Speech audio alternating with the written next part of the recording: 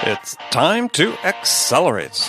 Hi, this is Andy. Welcome to another edition of Frontline Friday with my regular and very special guest, Bridget Gleason. Now, before we get to the show, Bridget and I have a favor to ask of you. We'd really appreciate it if you took time right now to leave a review for this show on iTunes. And while you're there, click the button, subscribe to Accelerate. Make sure you get Frontline Friday automatically each week. Also, we need to hear from you. More specifically, we need your sales questions. What can we answer for you? What challenges do you have that we can help you with? So go to accelerate.fm/frontline and enter your question there. Each month, we're going to select one listener's question to be the question of the month. And the winner will receive a $50 Amazon gift card. So remember, go to accelerate.fm/frontline to give us your question and maybe win $50. So Bridget, how are you today? Andy, I was really listening intently there to see if it would be still very special. There was a big pause, and I thought maybe you were going to use a different descriptor. Or maybe I was reconsidering the whole special thing. Reconsidering, is she really special? Is she not that special? She's been kind of hard to get a hold of lately. So I'm glad that I've maintained my status. You still have, yeah. Thank God. Yes, all that's transparent to the people listening, but yes, you may be hard to get hold of these days, but they don't know that. They don't know that. Good. And I'm sure you're special in their books as well. All right. Good. So everything's good. Everything's good. Oh, wait, I didn't even get to ask. You're just preempting me. I didn't even get to ask. You just said everything's good. You're supposed to say everything is fantastic. I know. I'm trying to change it up a bit. Really? Rebranding? I'm trying to rebrand. I'm trying to change it up. But it's all good. It's all good. So today, where are you? Today I am in beautiful Boston, and it's a beautiful day in Boston today. Sunny, warm for Boston. Well, not warm for Boston, but warm given the weather, how the weather has been in Boston. Mm-hmm. It's sunny. I think you and I talked about this before, that one of the great things about living in a place where the weather isn't nice all the time, like California, is you really appreciate when the weather turns nice. There's just a sense of appreciation and gratitude. And I don't know, it's kind of fun. It's kind of fun. So what you're saying is, in California, you don't have gratitude for the nice weather because it's just what is. You take it for granted. You take it for granted. Of course, not if you lived in the San Francisco area this year, where it rained incessantly. And I was there last week, and it was raining still. I know. I was there for a bit also. That's true, but that's such an anomaly, and we need. I'm still bi-coastal, so I feel like I'm an East Coast and I'm a West Coast now. Mm-hmm. My West Coast persona needed the water, the rain. Got it. And the East Coast, you just took a shower. Exactly. East Coast, I could just God, I don't think I'm in the shower, and I think I can use as much water as I want. Look how much it's raining out there. We got no shortage. There you go. All right. So I guess one question I have to ask is, did you get up and do your run this morning? Andy, of course I did. Of course you did. Okay. Yes, I did. Do you have any races or competitions coming up? God, I know. I used to do those. I've done a couple of marathons. I used to do 10Ks. I haven't done a race or competition in quite some time. And let me tell you why, before you ask. Okay. Here's why. I am so competitive with myself. And when I was training for a race, every morning I'd go out and I'd do my time, and I needed to be better. And I've got too much going on right now that I had to take a break. Well, I've taken a long break. I don't need any other things trying to compete with me. So I've put that on a pause, a big long pause. So the answer is no, not right now. All right. So in the future. Yes. Okay. All right. In the future. In the future. Yeah. Okay. All right. Just checking, just to see. You have to some bar to measure yourself against. I've got enough.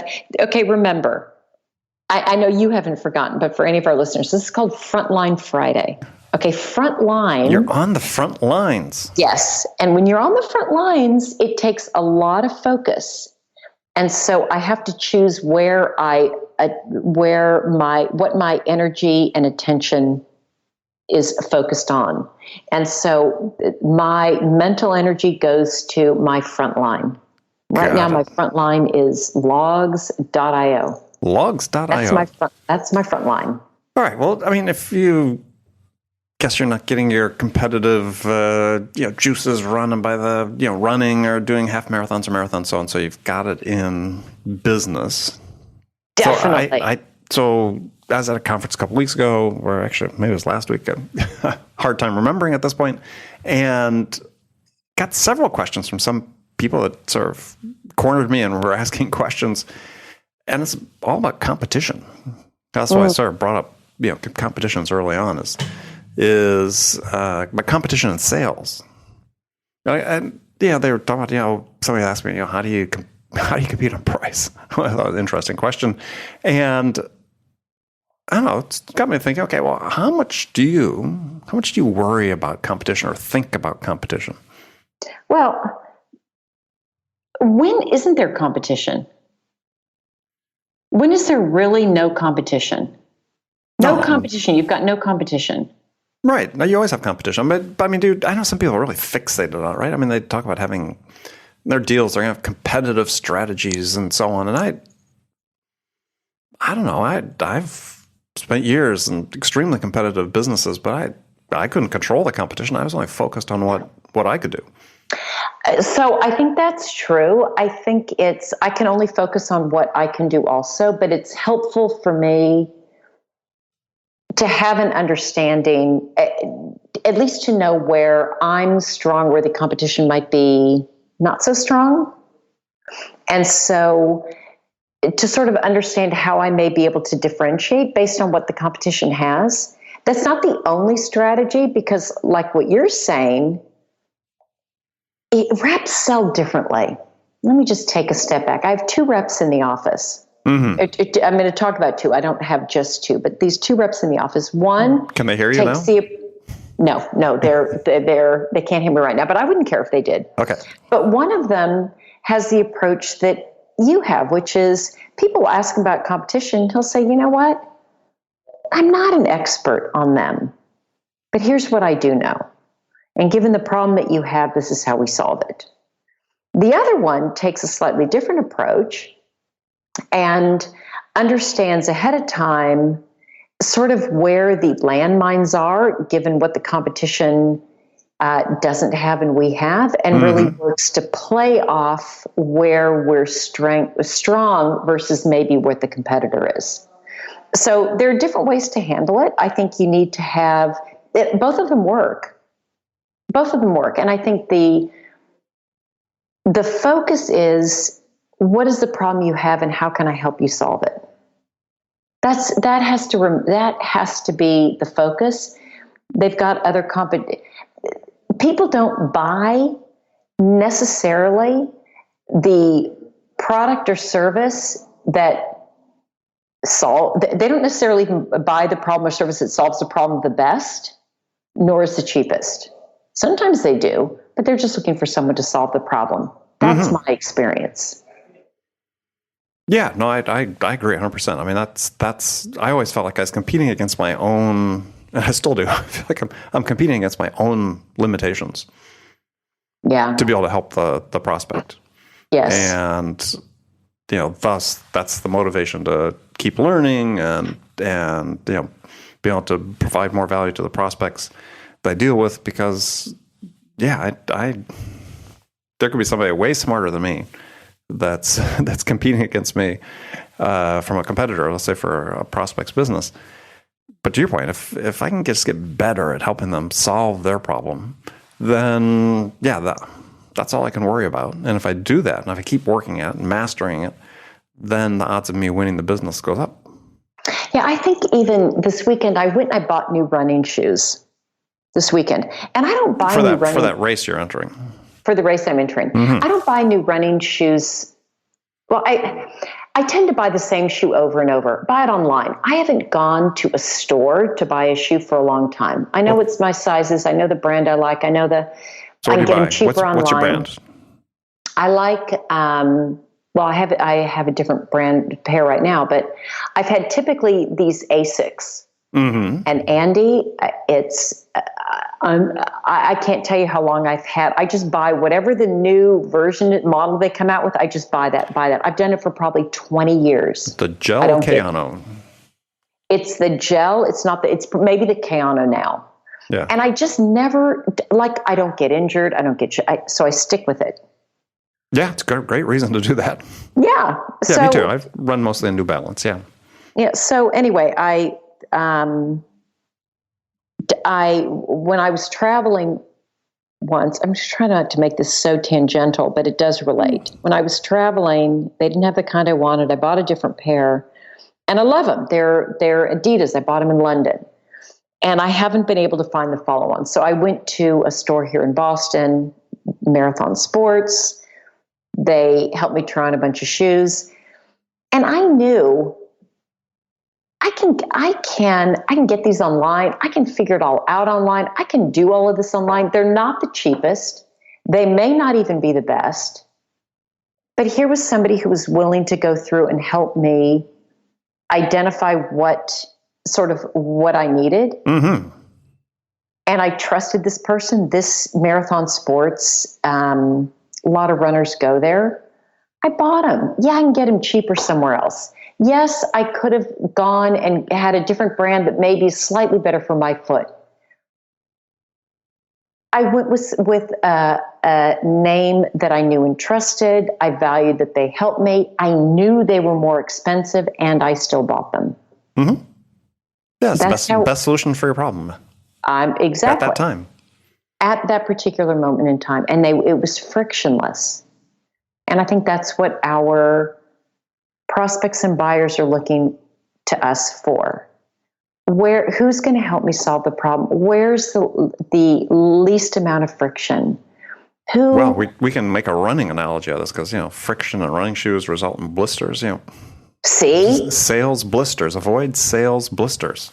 Exactly. That's what people don't want when you're hard to deal with and they don't like putting the shoes on in the morning and they hurt and so that just the easier you are to deal with, the better. And so competition, yes. Who's the competition? Well, there were 5 running stores, like within a half-mile radius, literally half-mile radius, competition all over the place. I didn't go to the cheapest. I didn't go. I went with reputation, and I went with who's going to help me. So I happened to wander into that one. Mm-hmm. Had I not had the salesperson created more friction, I would have walked out. I wouldn't have bought them. I would have gone 2 doors down. I would have gone online. Yeah.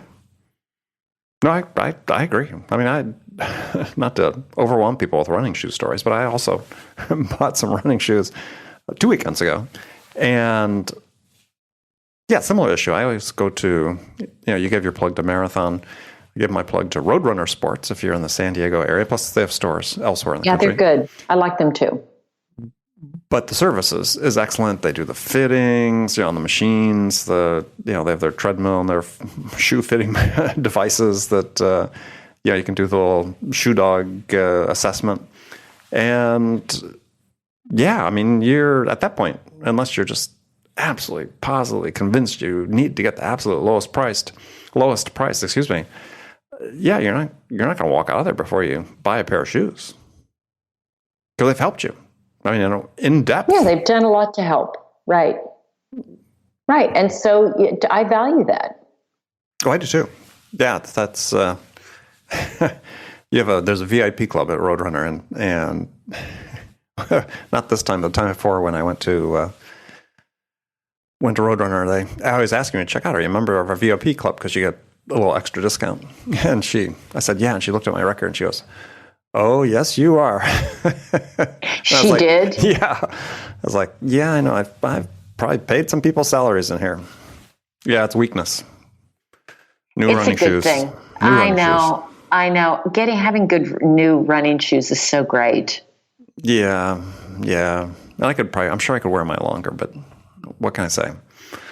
I'm not as bad as some people, but my wife would tell you I could probably wear mine a little bit longer.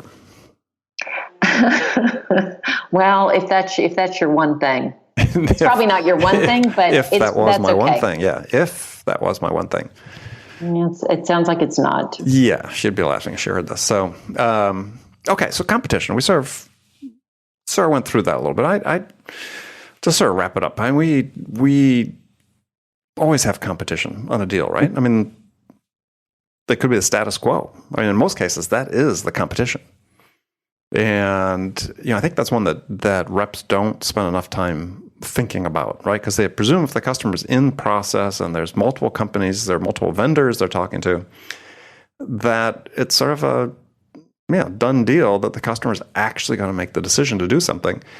And we all know from our own experience and experience managing teams and pipelines that a high fraction of the time, nothing happens, right? The decision is made to do nothing right at the moment.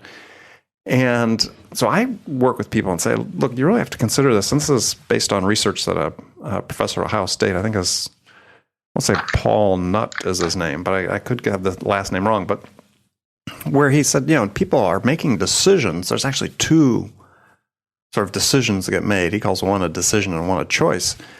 Is that, first of all, you have to make the decision where you think you're going to make a change. So the buyer has to say first, make this binary decision, yes, no, we're going to make a change or we're not going to make a change.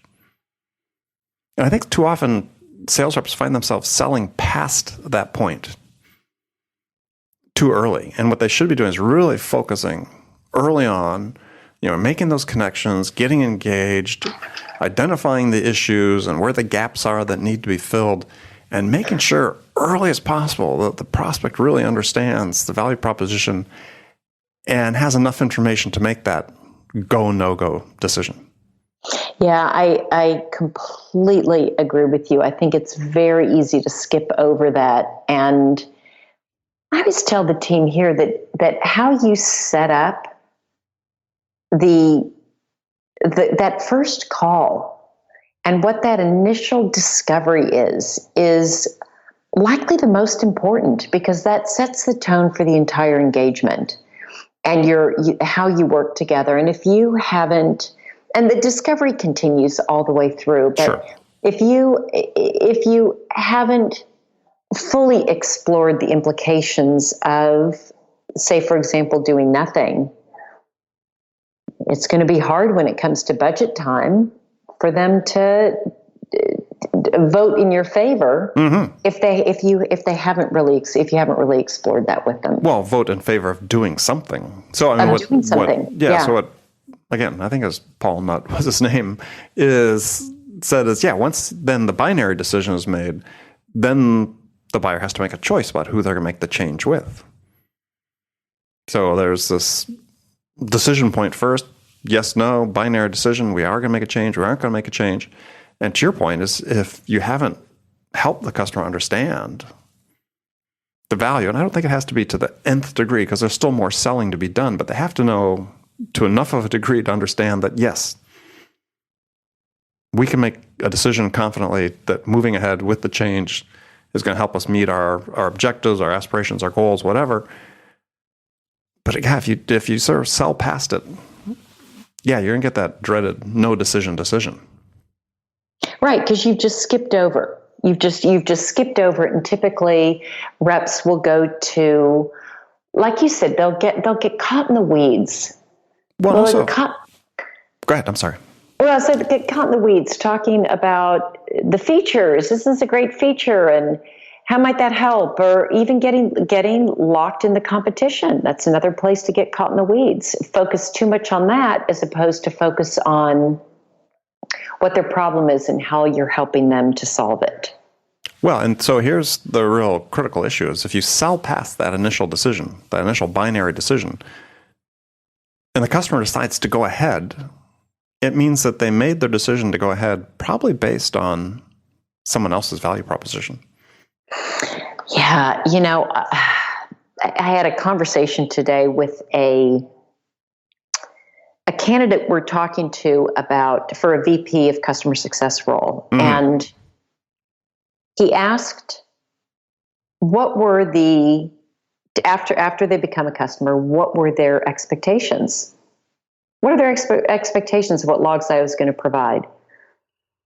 And we had a really good discussion about that. And I said, I think our problem right now is we haven't done a good job as a salespeople setting up what those expectations should be, understanding what the customer's expectations are, mm-hmm. and then helping also to define them.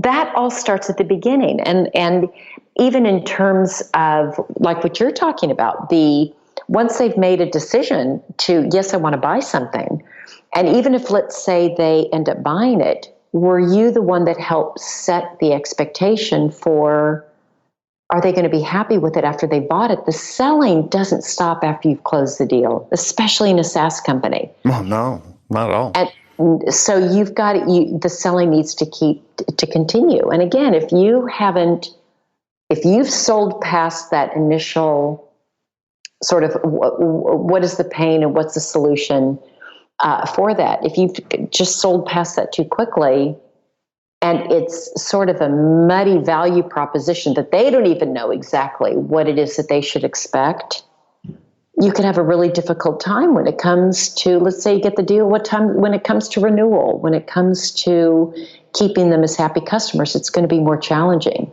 Yeah, I mean, this is, I don't know if we've spoken about this before, but I know I've addressed it with other guests, is that, and it's really important for everyone to keep in mind, is that when a customer makes a decision, assuming there are multiple vendors selling into the buyer, is when they make their decision, it's very likely that in their mind, the buyer, that they have conflated the best features from everyone they spoke to. And so what their expectation of what they're getting is really an amalgamation of all the products that are sold to them. Maybe not, at least at a high level, and sometimes even at a detailed level.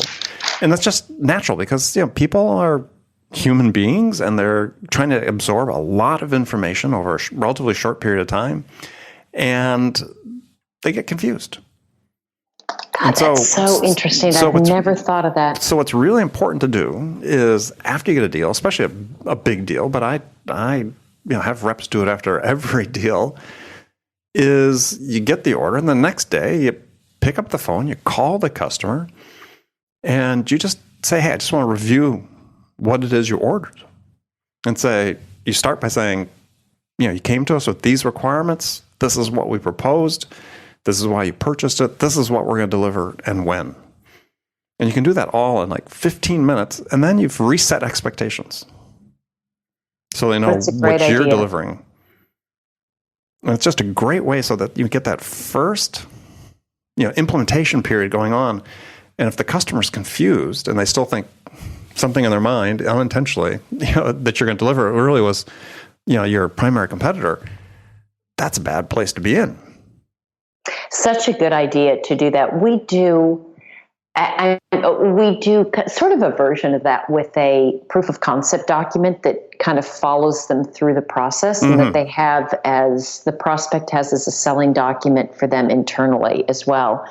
But I like the sort of summary right after they've purchased. I think that's such a great idea, just again, because the selling doesn't stop after you've gotten the purchase order. Right. No, absolutely. Especially in a SaaS business, any other sort of subscription service-based business. Yeah, set those expectations, because if they have a bad experience right off the bat, as you mentioned before, that's going to stick with them. And when it comes time to renew, that could be problematic. Definitely can be problematic. That's the last thing you want, because every time you get up for a renewal, again, they're mentally in this question mark state again. Mm-hmm. Do I renew with XYZ company? Well, let me pick my head up and see what else is out there. Yeah, because they surprised me the last time when you really didn't, but their perception was you did. Right. So, right. And their managers, I know, that counsel against doing that call because they're afraid the customer's going to like buyer's remorse and cancel the order. And that's just BS. It never happens. Never, never, never happens. So do that refresher call. I call it the most important sales call you can make because, yeah, if you don't start off that relationship on a good foot, yeah, you're going to lose that customer when it comes time to renew. So that's where a SaaS model is great for our customers. It's good for us too. It keeps us on our toes as salespeople and product development. I mean, everything, engineering, service, customer success, support.